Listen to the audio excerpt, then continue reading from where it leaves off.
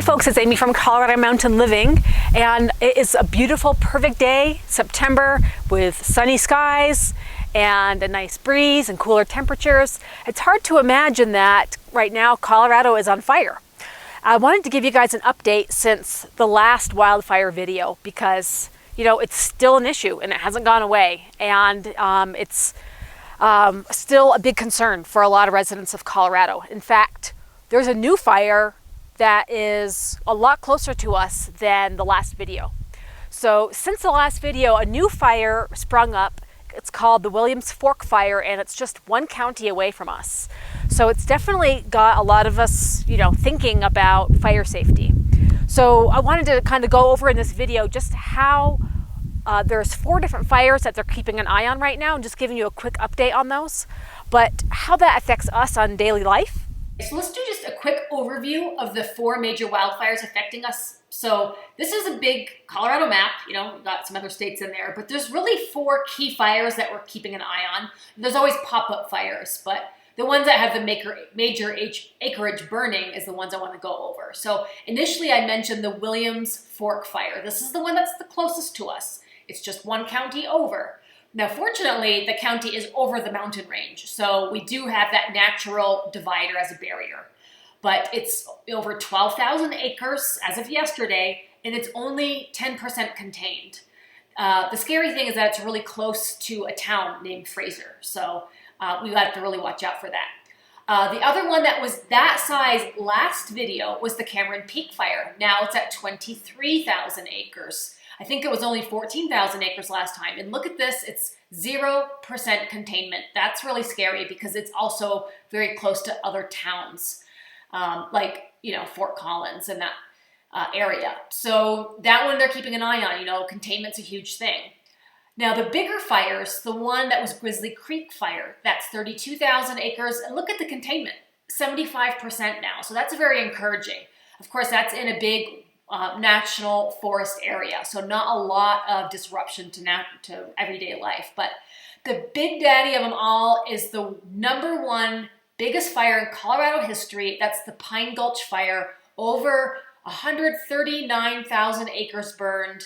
But the fortunate thing, you know, I think with the weather patterns, it's 81% contained. They're working really, really hard at it, and it's also in you know, the land management area in the forest. So, you know, we probably personally are the most concerned about Williams Fork and how that might affect our region because it's the closest one to us. It's not super large in size, but, you know, anything can happen if you have big winds, dry climate, and hot temperatures. But fortunately, we're getting out of that season right now, and I'm pointing to where we're about our location right here on the map. So that's kind of where we are in relation to all the fire skies. So that's the update of those. But let's talk about what happens on an everyday basis. Because there's nothing super duper close to us, we're not on any kind of evacuation danger right now. The Williams Fork Fire is over the mountain range, so it would have to come over the top of the mountains in order to reach us in our county. So yes, it is one county away, but it's not the kind of close proximity that puts us in immediate danger. So that is definitely something to be really grateful for. But a few things have happened since the last video. One is that the temperatures have cooled down significantly. We are not in 80 degree plus weather for most of Colorado, at least not in the mountains, right? Down below, it's still 80 degrees, but up here, we're in the cool 60s. So that is one big thing that helps kind of contain fire.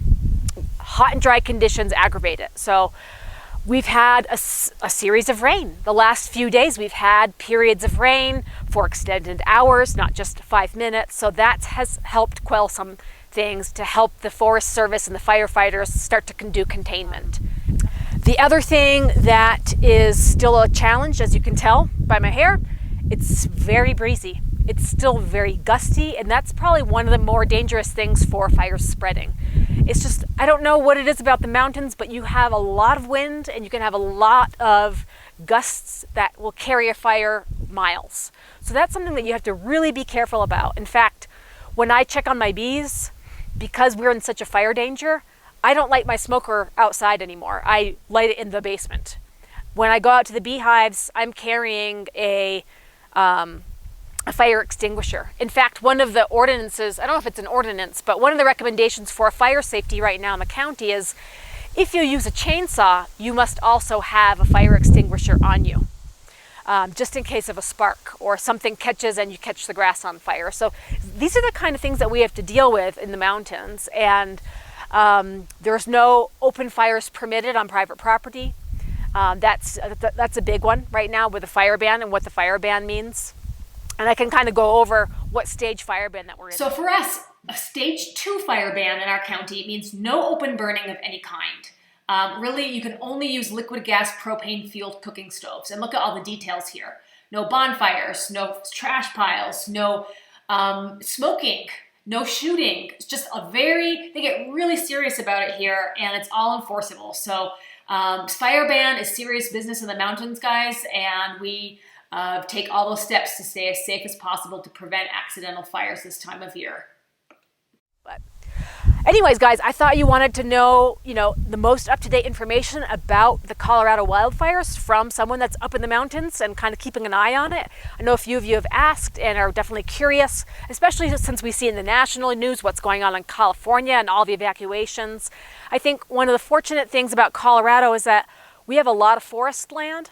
We have a lot of natural forests and trees, and so a lot of times when we have big fires like this, even though the Pine Gulch fire is the biggest one in Colorado history, it's in forest land, so it's not necessarily around a lot of towns and cities and houses and buildings.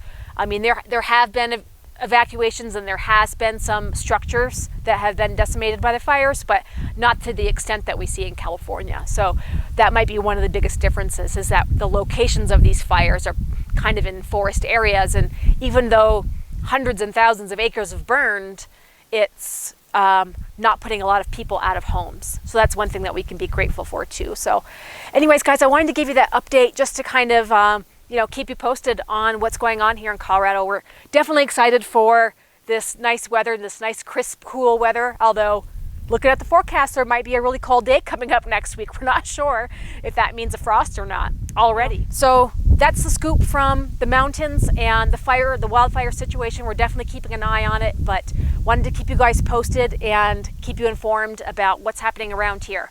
But so far in our immediate vicinity, no fire danger, but we're keeping an eye on it. We're definitely keeping an eye on it. Anyways, guys, take care. We'll keep you posted what's going around the homestead this week, and just wanted to keep you up to date on the fire situation. So we're keeping vigilant here and enjoying this nice weather. But see you guys. Take care. Bye.